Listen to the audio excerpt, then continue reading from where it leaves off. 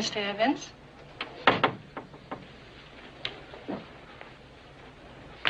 Monday morning is never good. Anything important? David Norliss on 3. Ah. Hello, David. Been a while. How's the book coming? Sanford, I've got to talk to you. I know. You want to tell me that it's only half written. We're going to have to delay our... Half written, hell, I don't have a word on paper. It's been almost a year. I know how long it's been, Sanford. But I can't write it. I'm afraid to write it. You're not making sense. We gave you a sizable advance to write a book debunking the supernatural, which was your idea, not ours. And now you tell me, a year later, you haven't even started it. I'm into the book. Deep into it. But, it's on tapes. A series of tapes. When you hear them, you'll understand. What will I understand? How far I've gone. How dangerous this whole thing is. Sanford, I have to talk to you. David, you sound very strange. You all right? David, are you all right? Yeah. Okay. Okay, well, what about the carnelian room for lunch tomorrow? It's no good. I have to see you now. Monday, Dave. You know what Monday's, all right? Why not tomorrow? Tomorrow might be too late.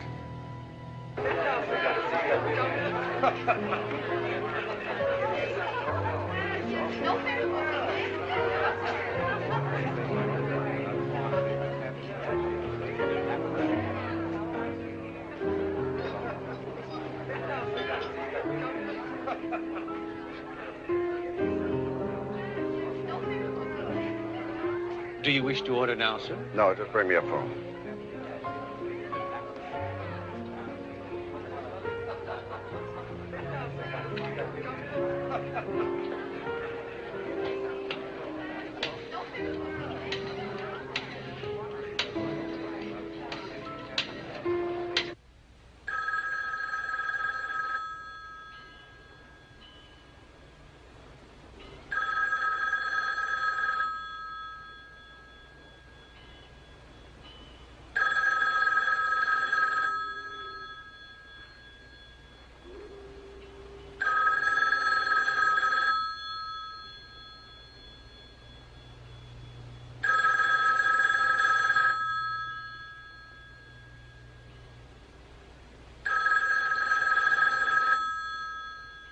That was a week ago.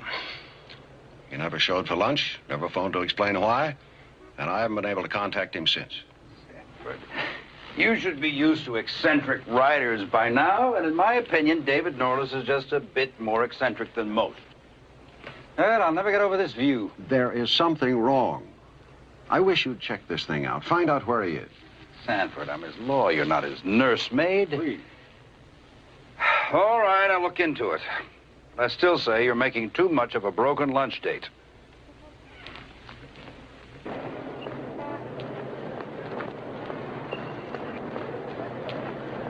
Sanford. Oh, good. I was hoping I'd see you. Yeah, glad I ran into you. Have you got time to catch the cable with me? Where are you going? I'm going up to the club. All right, fine. We'll have a drink. Good, yeah. Been terribly worried. I tried to phone you earlier. Well, I was in a publisher's meeting. Tied up the whole bloody afternoon. Sanford, I'm sorry. I didn't take you very seriously in the meeting the other day. Well, I just thought you were making much too much of it. I hope you have something. What'd you find out? Nobody knows where David is. Nobody's seen him. He's just gone. Are you sure? We checked every possible source. Everything conceivable. It seems incredible.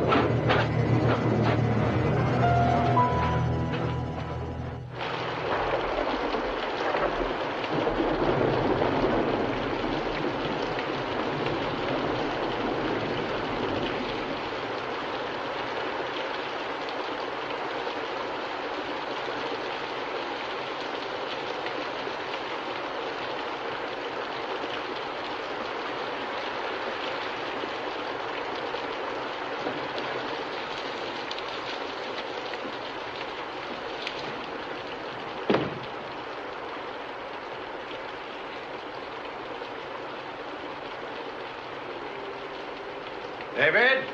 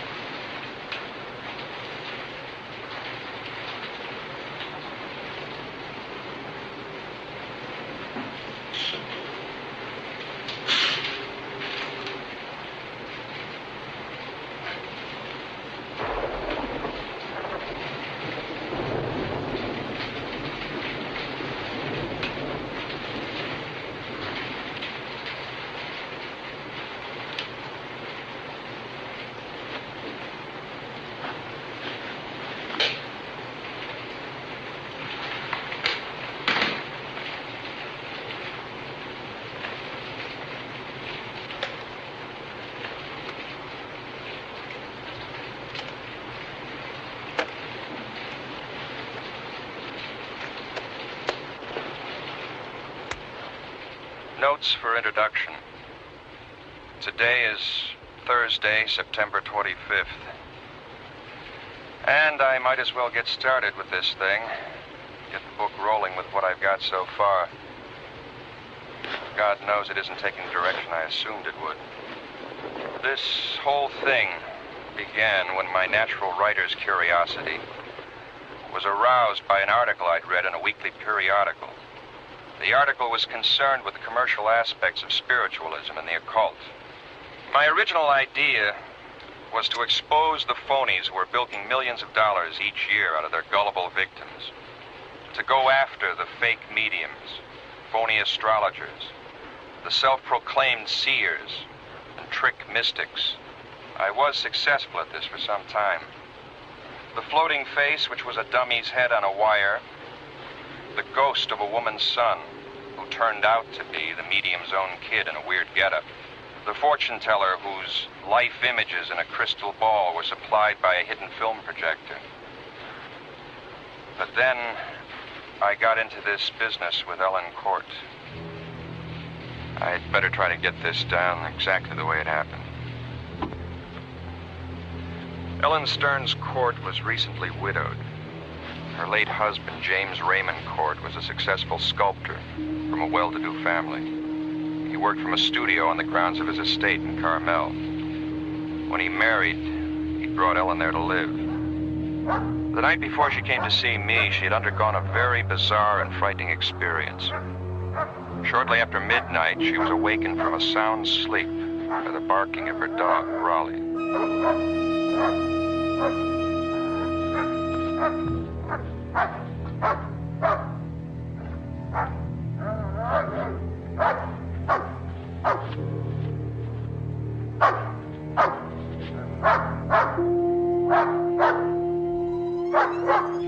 What is it, Raleigh? What's the matter, boy? Somebody out there?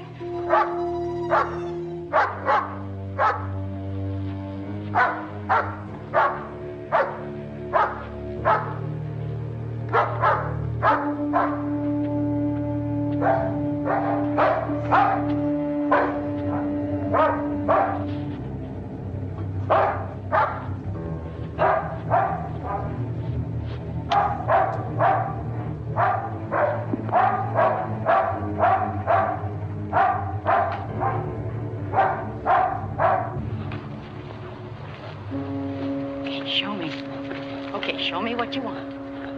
Okay. Easy, easy, boy, easy.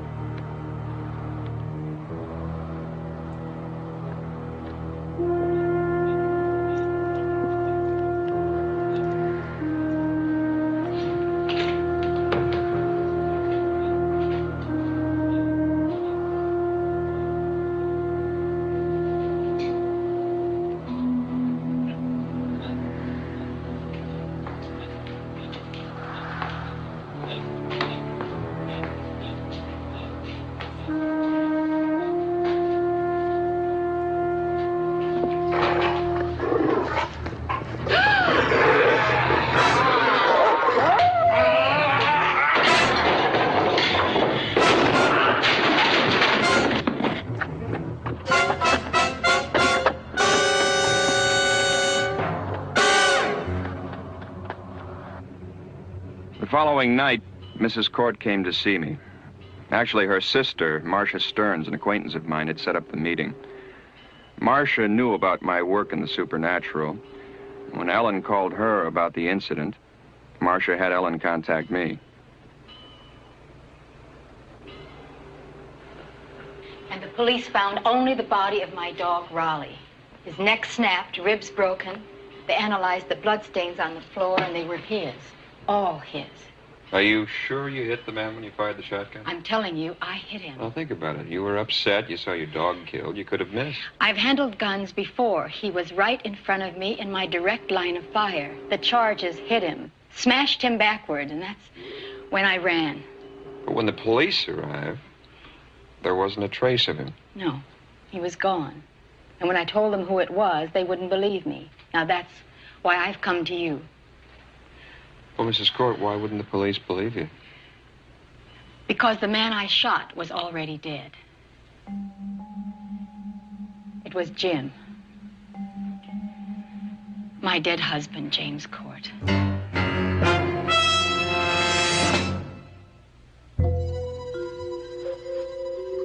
Ellen Court seemed convinced that she had encountered the risen form of her recently entombed husband.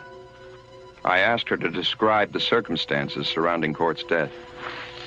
Jim had been feeling very bad. We didn't know why, and our family doctor suggested that he undergo a series of tests at the Fraser Clinic.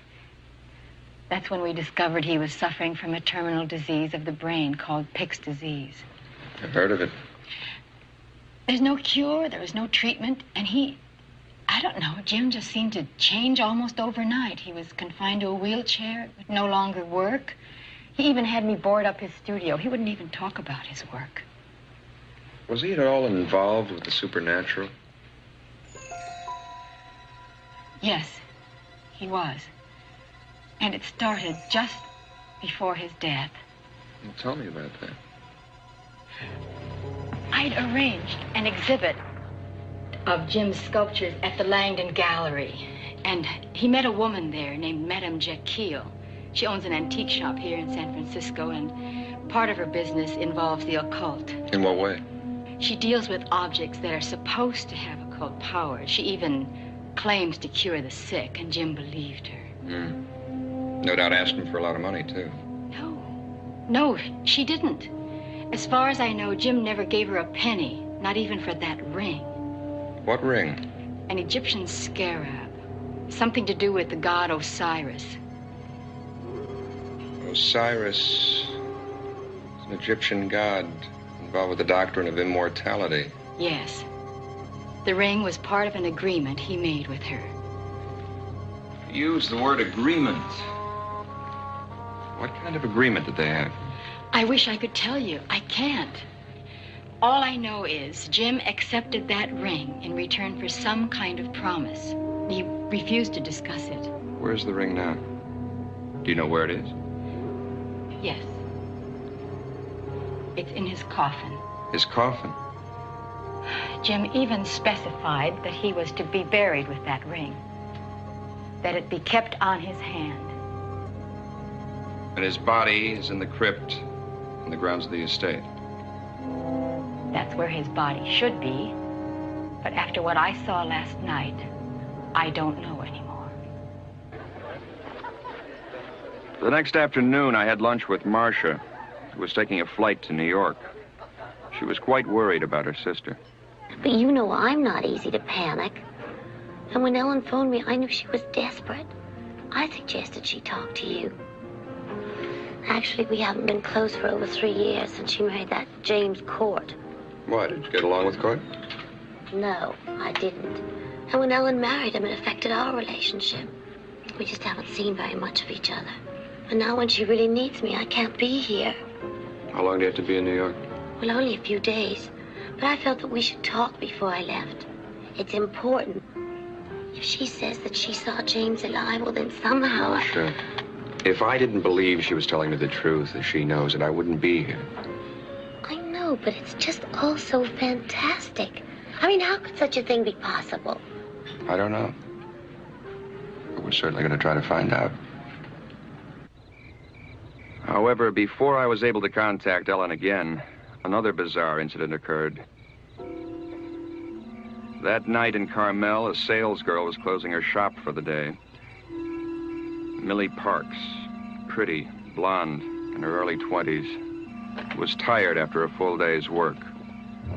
She was anxious to close up, get into her car, and drive the 6 miles to her home, a small one-story beach house on the ocean near Big Sur.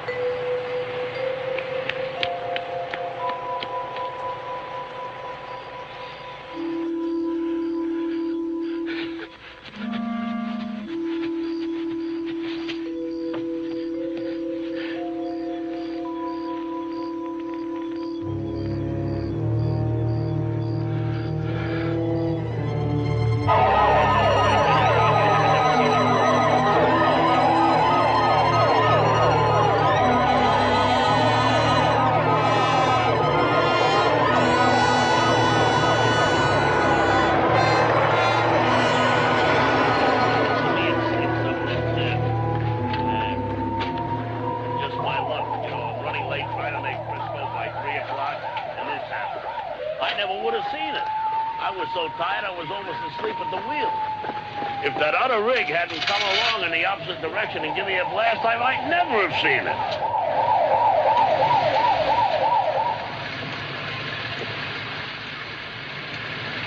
It's unbelievable. Sheriff, huh? I suppose you want to talk to me about it. No. All right.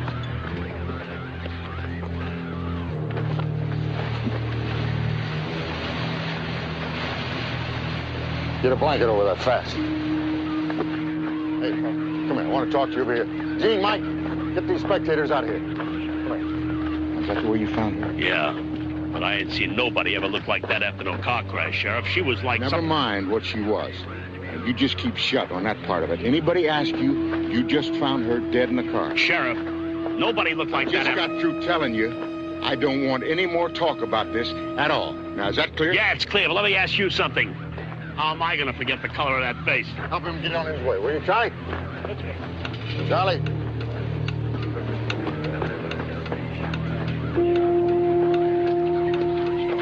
I'm putting a lid on this one. Nobody talks to anybody about the condition of the deceased. Give me the mic.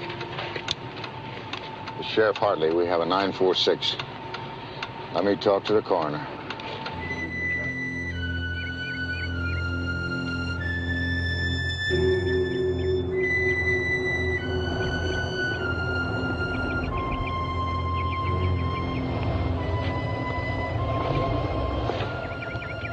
You know where I am if you need me.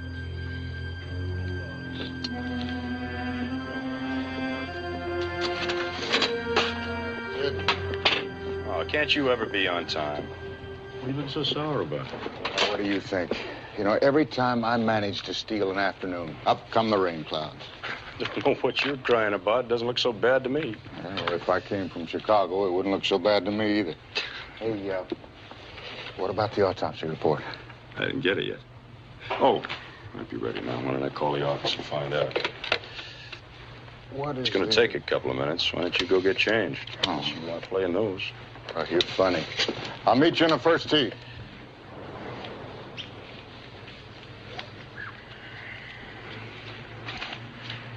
What'd you get, Sid? Extraordinary case. I've never heard of anything like this in my life. Even when I was a lab assistant in Chicago, we never had a case Chicago. like this. What about this girl? The cause of death was strangulation. But from the depth of the indentation marks in her neck, it seems that the murderer must have possessed exceptional strength. Okay, now, I know she was strangled. What I want to find out is what else was done to her. All right, that's the extraordinary part. The sallow skin cast and the collapsed sack-like appearance of the body was a direct result of a total evacuation of all the main arteries. Oh, Sid, No, all right, I'll make it simple for you. The girl's body was totally drained of blood. Look, I don't want the media to get a hold of this. That's all I need, a bunch of newspaper men crawling up my back. Now, I can see the headlines now. Vampire killer loose in Monterey. What can you do for me?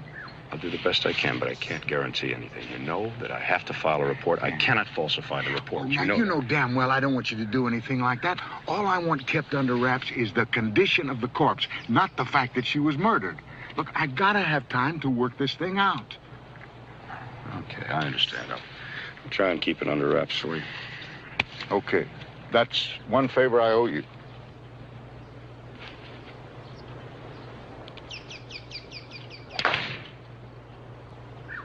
From the looks of that one, I'm going to have to take 2 shots aside for Sid, now you know the only people who give shots are doctors. Tee it up.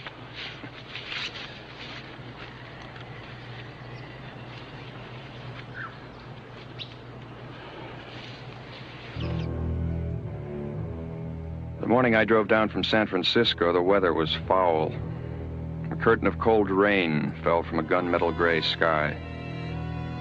I'd set up a meeting with Sheriff Hartley in Carmel to discuss the Ellen Court situation.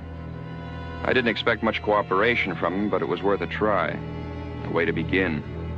When I pulled up in front of Hartley's office, the sky had begun to clear and the sun was breaking through. I hoped it was a good omen.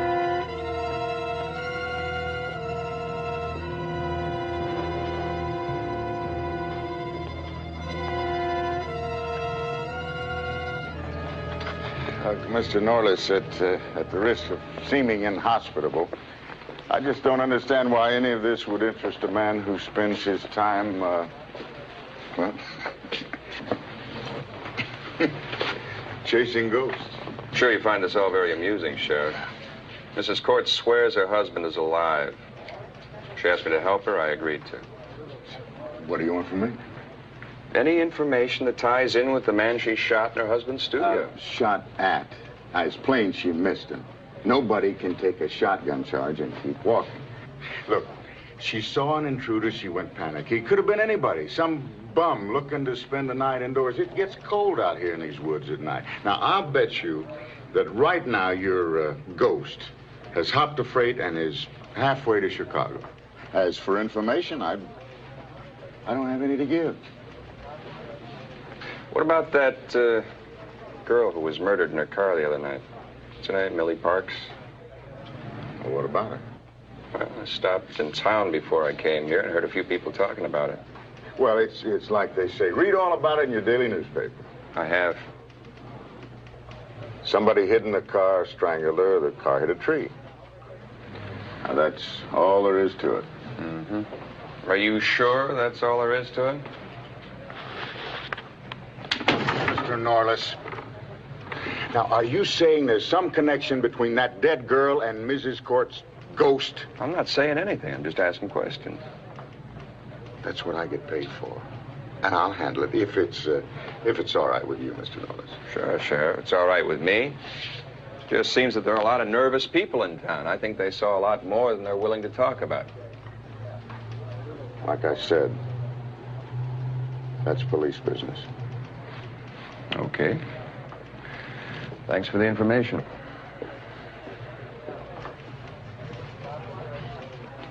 Think maybe he's onto something? Onto what? Now, there's a very simple explanation to this whole thing. All we've got to do is find it. Well, I hope so, Tom. I sure hope so. Oh.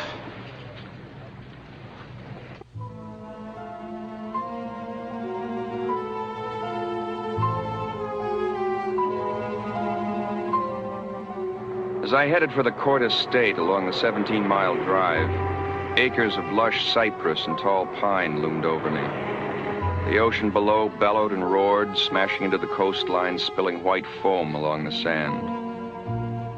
There's no doubt this rugged peninsula country could give the French Riviera tough competition. But on this afternoon, my mind really wasn't on the scenery. I kept thinking about the girl who had been murdered the night before, trying to tie what I knew about her into the story Ellen had told me. I had a gut hunch the two were connected. How, I didn't know. But I was going to have to try and find out.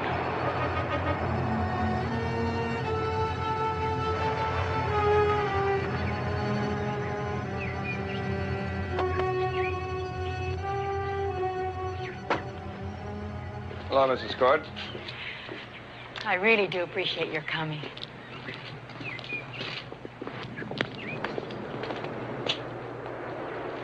It's really a beautiful place. It was, but it isn't anymore. Not for me. I let the servants go after Jim's death, and now I'm trying to sell the estate. Would you like some coffee? Sure. So you mean to tell me you're out here all alone? I had Mrs. Harrison with me until today. She'd been with the family for years, so I kept her on to look after the place, but that girl's murder frightened her. She turned in her notice this morning. Said she wouldn't stay this far out of town after dark. Well, she makes sense. I think it'd be a good idea if you went back to town with me tonight and stayed at the inn. Yeah, I guess maybe you're right. I didn't sleep a wink last night. Every time the house creaked, my skin crawled. Kept imagining I heard noises from the woods. You think we could take a look at your husband's studio? Sure. I'll get the keys.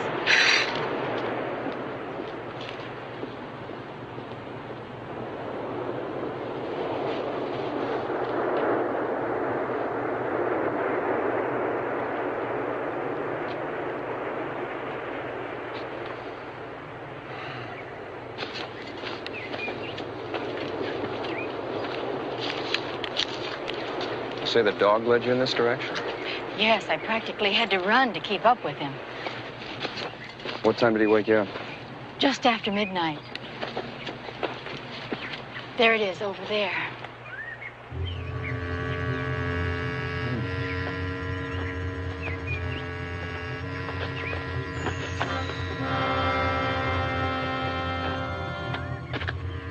Jim loved this place. Used to be a barn before he converted it into a studio. What the people in town tell me, your husband was something of a recluse. Oh, I suppose that's true, but he liked being alone. After we were married, I had a studio set up in the main house, but he never used it. He'd always come out here to work. Called it his personal hideaway.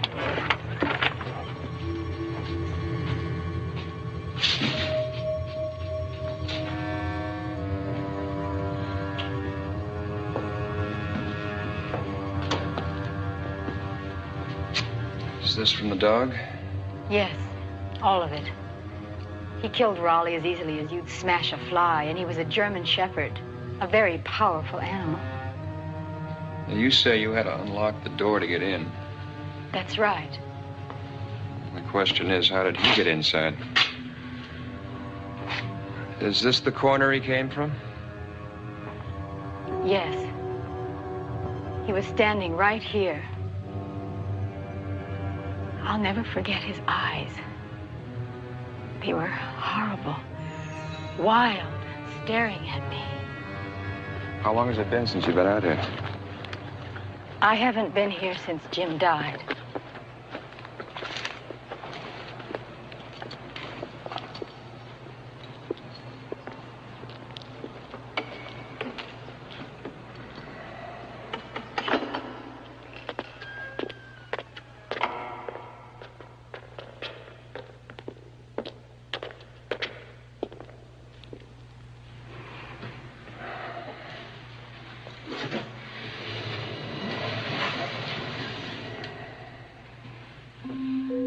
Now you don't believe me, do you? What do you believe? I don't know. But I'm still confused about the ring. It must be worth a great deal of money. Why do you say that? Because Charles Langdon phoned me yesterday regarding the purchase of all the studio sculptures. When he mentioned the ring, I told him it wasn't for sale. Well, what did he say? He became quite upset, and that's when I hung up. Maybe I should have a talk with Langdon. Look, while I'm in San Francisco, do me a favor. Find out all you can about that murder the other night. There's something about that girl's death they're trying to hide. Well, then you think there's a connection between what happened to me and the Parks girl? I don't know. That's what I want to find out. I'll call you tonight.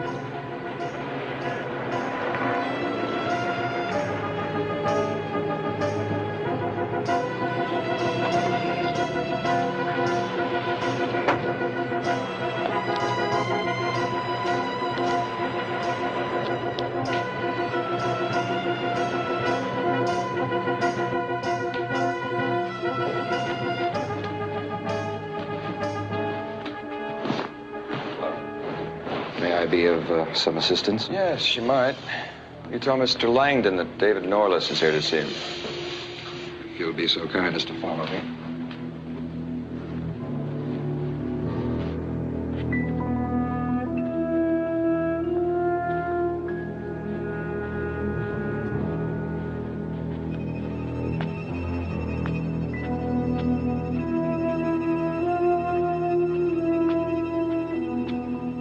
Mr. Langdon, a Mr. Norliss to see you.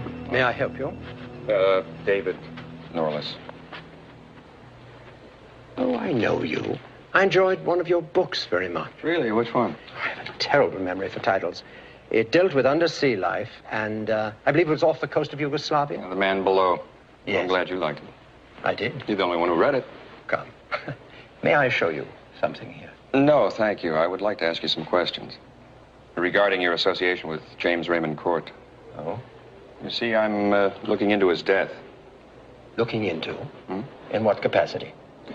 There's a private investigator working for Mrs. Court. Well, I'd be glad to help Ellen, but it seems a little bit on the bizarre side. There was nothing of a mysterious nature about James' death. Well, you won't mind answering a few questions, will you? Fire ahead. How well did you know him? Well, we were closely associated. You see, our gallery is the main outlet for James' work here in San Francisco for the past several years. I've placed a great number of his works with collectors, and I've arranged for a few special commissions, things of that sort. Mm-hmm. Well, how much do you know about the occult, Mr. Langdon? Very little, actually. Doesn't interest me at all. That's interesting, because Mrs. Court was saying... Could we talk upstairs? Sure. Please.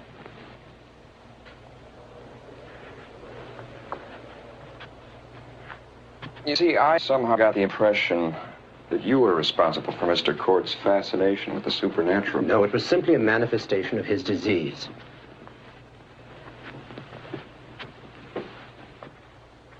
You do know Madame Jekyll, don't you? In a business sense. I frequently send people to her shop.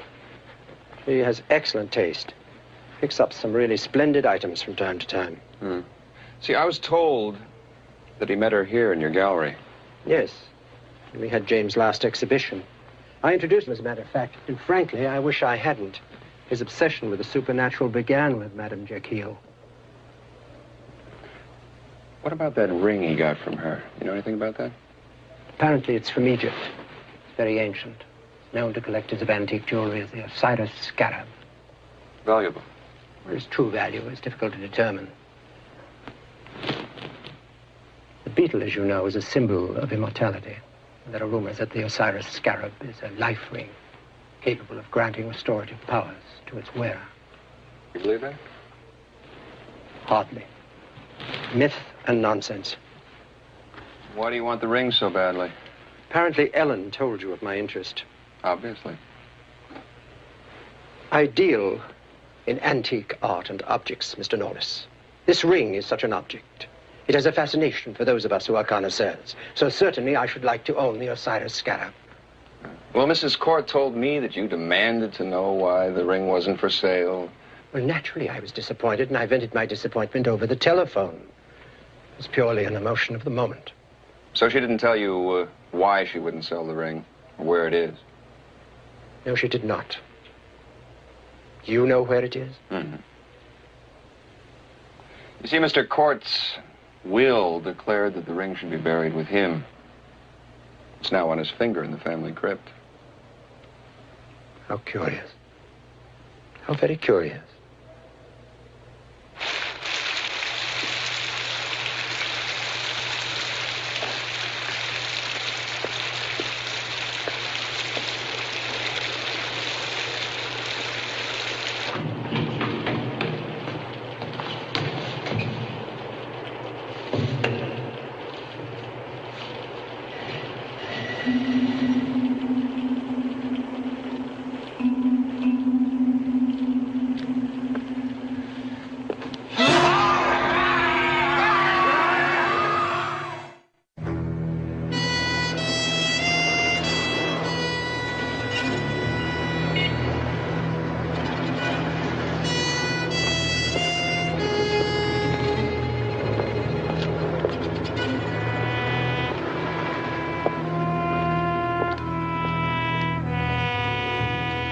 Agreement with Mr. Court. Now, it's no business of yours or anybody else's. I keep private business private. Madam Jekyll, Mrs. Court thinks her husband is alive. As a matter of fact, she thinks she saw him. In the studio? Well, now, isn't that interesting? How did you know where she saw him? Jim always loved being in the studio. And his presence might linger there. Oh, come on, this was no presence. This was a real man, real enough to kill a dog and take a double shotgun blast in the chest. Why are you telling me this? Look, this has nothing to do with me. Well, I think it has a lot to do with you. And the ring you gave to Court. All part of a puzzle. And I thought you'd help me put the pieces together. There's nothing I can say. What about the studio? I think you know something about the studio, and it's linked with the ring. Look, I'm gonna tell you something. You stay away from that place. Stay away from the whole Court estate. Why?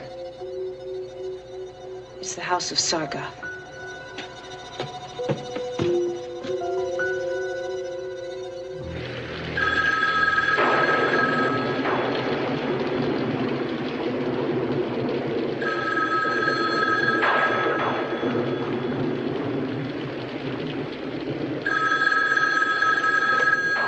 Hello? Helen, it's David. How are you? Okay, but it sure is raining here. Listen, I think I'm onto something. I saw Madame Jekyll. She wasn't too talkative, but she did make a slip in reference to James' studio. I think this whole thing ties into the studio. I'm going to be down there in about an hour. I'll pick you up at 11:30. Well, where are we going? Back to the studio. Now, you're familiar with it. I'm not. I wouldn't know what to look for, but I'm convinced something's there. Will you go with me? I'll be ready. Okay.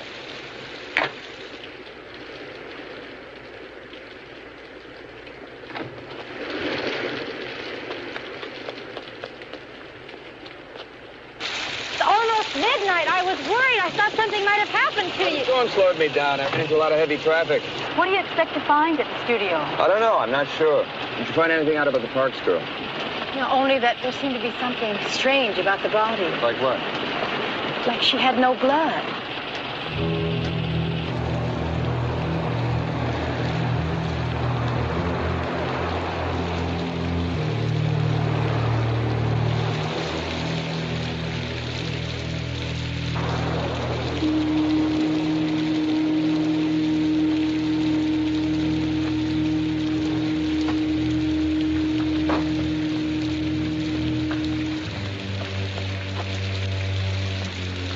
They're over here.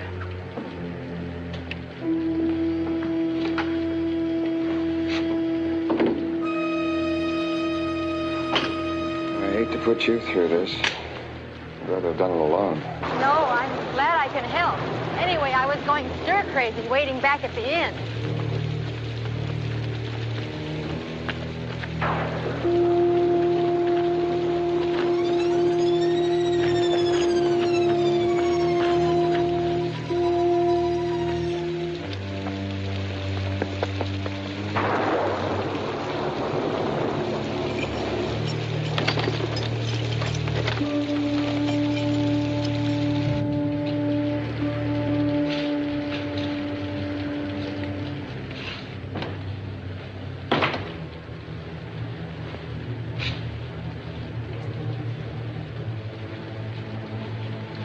wish I knew what to look for.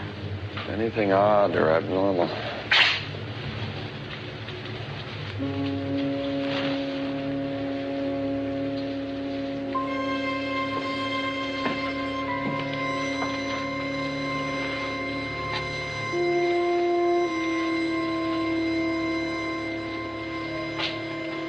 What's this?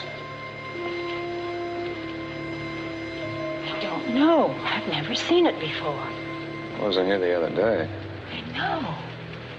You sure he didn't start this just before he died? No. This isn't his. It's not like his work. Look at the face.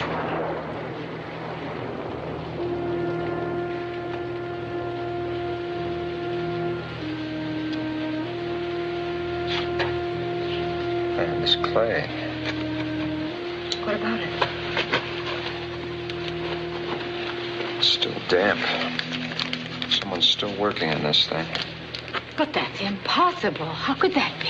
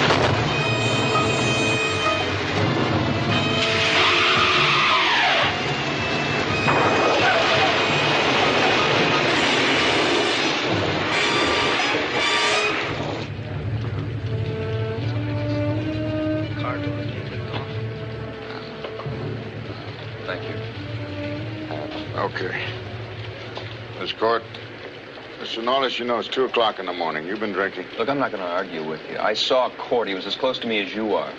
Another one of your ghosts? A ghost doesn't rip off a car door. Take a look out the window.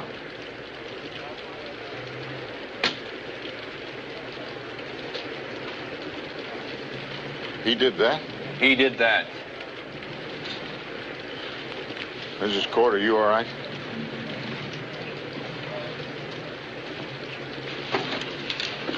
All right, let's go. Get him around in the back there, would you? All right, listen, check this over here. We still are trying to find a body. He says he hit one and we can't find it. Look out, get it over there.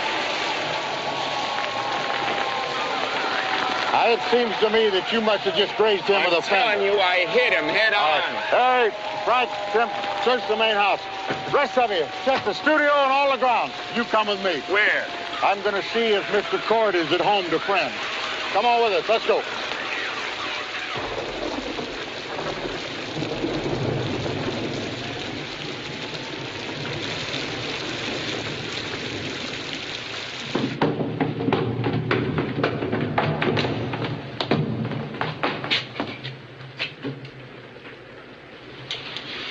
Someone's taken the body. Did you hear what I said? That's all there is to it. Somebody's taken the body. Look, Hartley, what more do you need? Now you look, Mr. Norliss.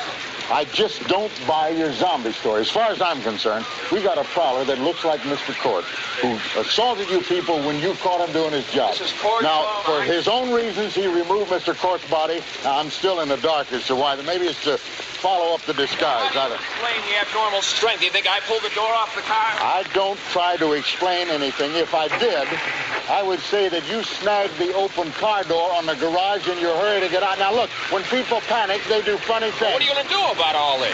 Assuming that we don't find the prowler on the grounds, and I agree that's very unlikely, then I'll have the woods searched. In the meantime, it's late, and I'm tired. I'm going to take Mrs. Cord back to town. You follow us. When you get there, you can sign a complaint. Let's give up on this wild goose chase.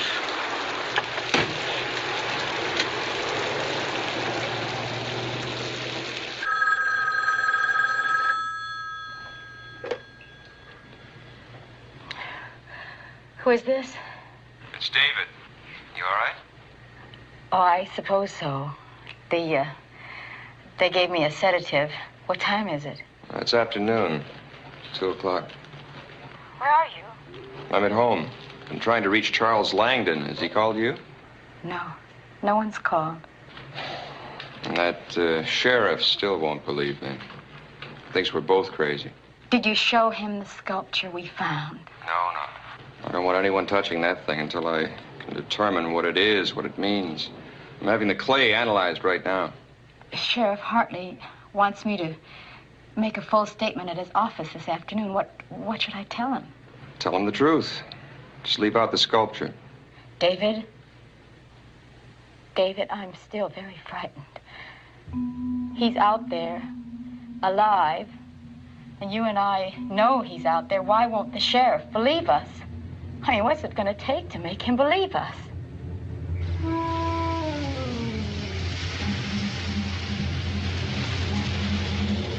That night, Ellen's sister, Marcia, drove down from San Francisco.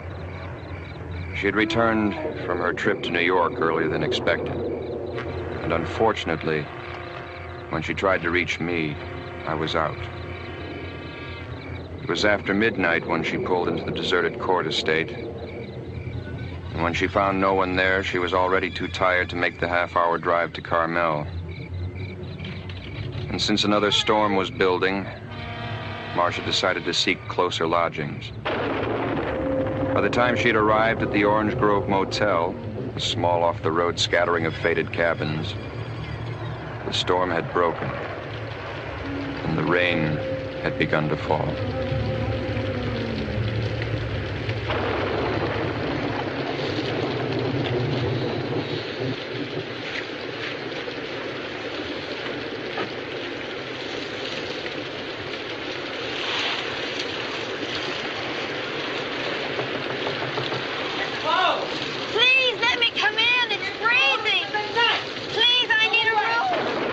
Will you tell her we're closed? Papa, tell her it's closed. Now look, lady, it's like I said. Oh, please, can I come in? It's so wet out here. I'm freezing to death. Oh, come on in. Thank you. Oh. It's awfully late, but I could give you cabin number 9. It's our best one. New springs and mattress in there. Just a shower, no tub bath. Is that all right? Yeah, that's fine, really. I said we're closed. Can't turn the girl away, Mama. No harm in giving her 9. Well, give her the key and hurry up about it and come to bed, Papa, now. Mama, she gets a little grouchy after midnight. I can handle her, though. Well, I hope so. I don't want to cause you any trouble. Oh, no trouble at all. Now, let's see. That will be $10.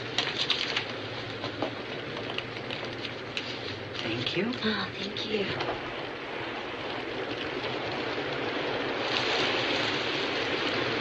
Can I help you with your things? No, thank you. I can manage.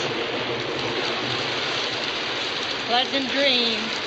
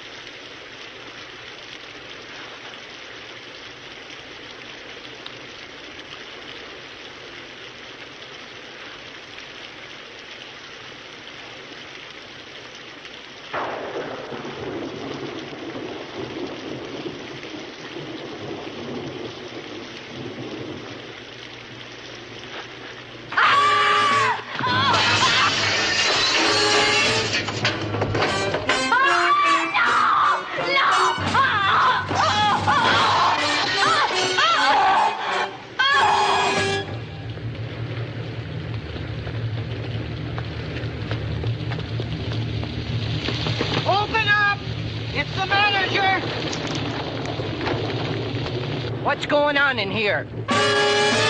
No, I didn't get a good look at him. He just came wailing out,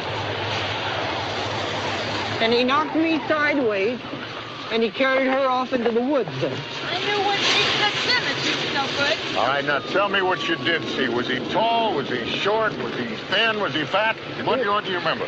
Tall and all wild in the eyes, and he wore dark clothes.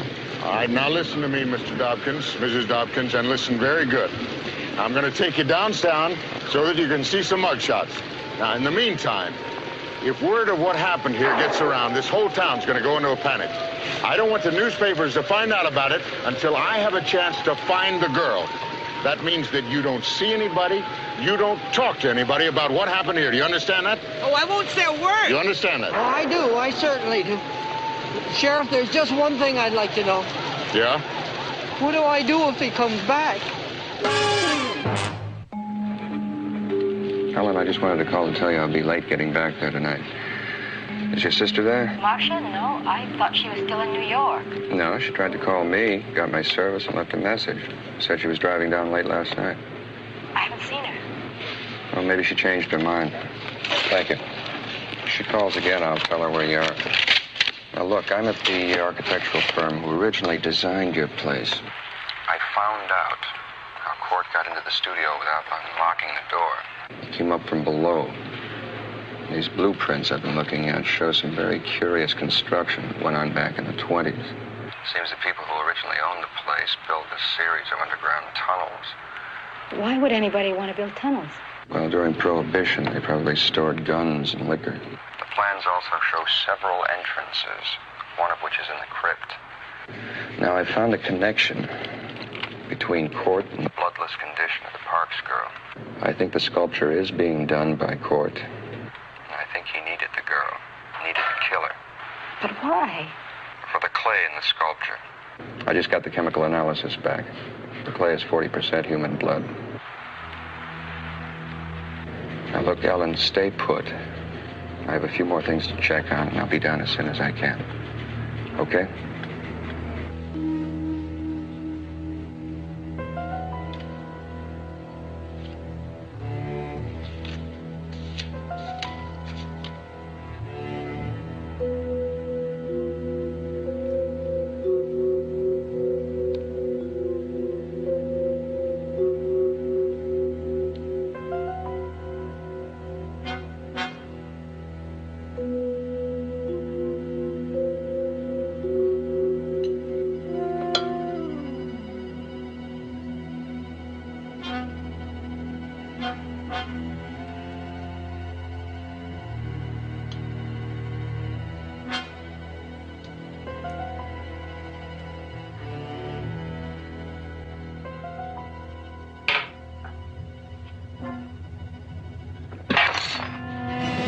I've got to talk to you.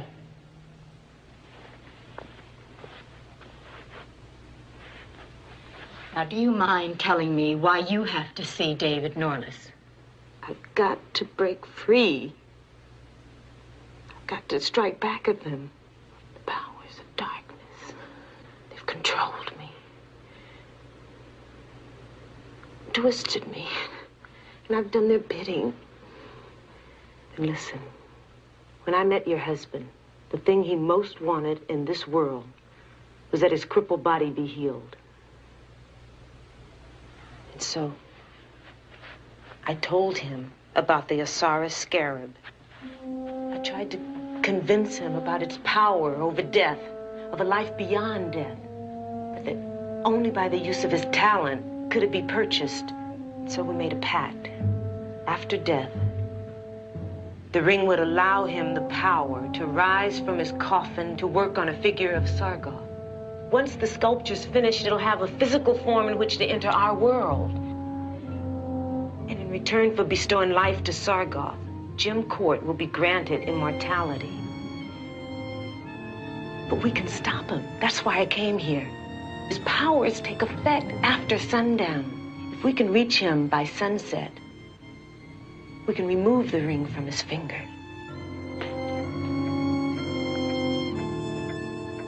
Mr. Norliss, I have a message for you, sir.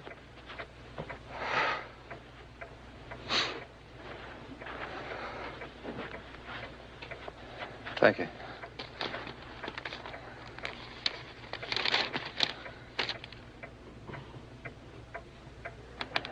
When did Mrs. Cord leave? 15 or 20 minutes ago, I guess. She and the other lady, they left in a big hurry. Yeah, how long before it gets dark here? About a half hour, I guess.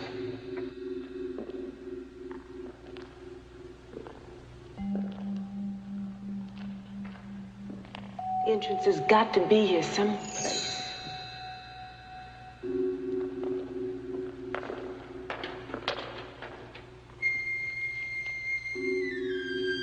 Over here, I think I found it.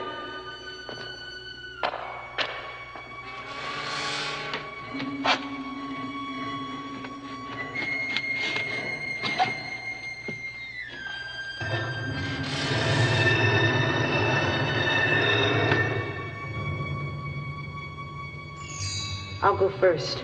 Maybe we should wait. We don't have time. We can't wait.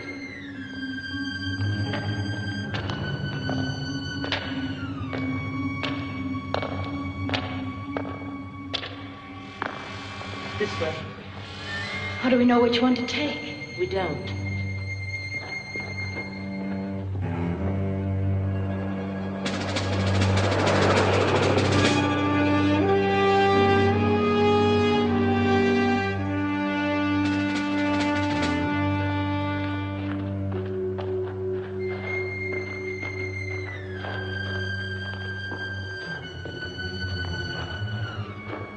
You take that tunnel and I'll take this one. What if I find his body? Then you remove the ring. Well, let's go.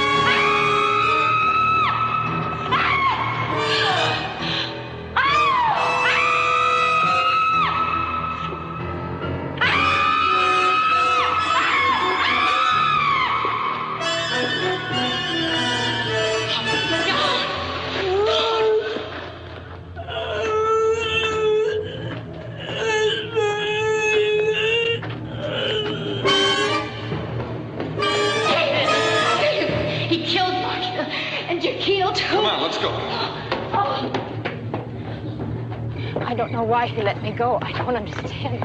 But it's no use. Nothing's any use. Can you get it open?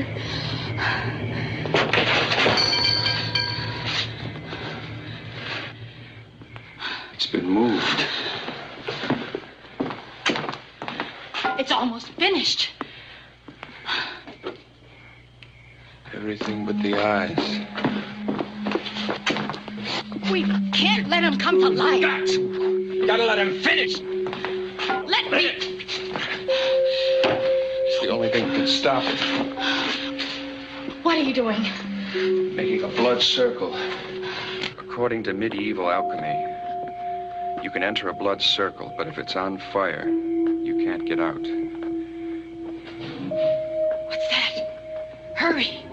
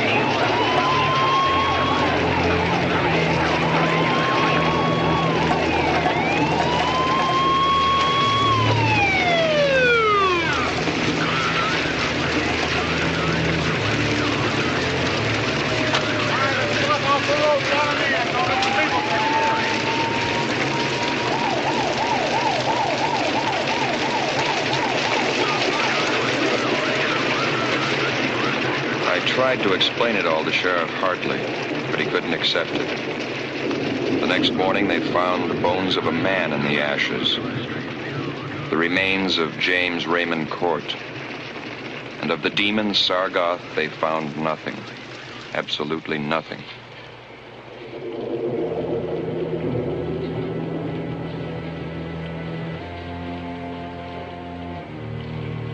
Sargoth. Strange name.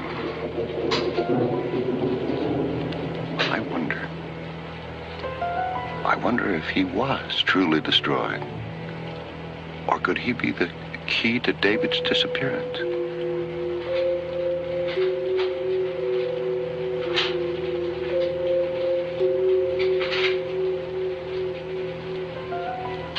Well, maybe this will tell me.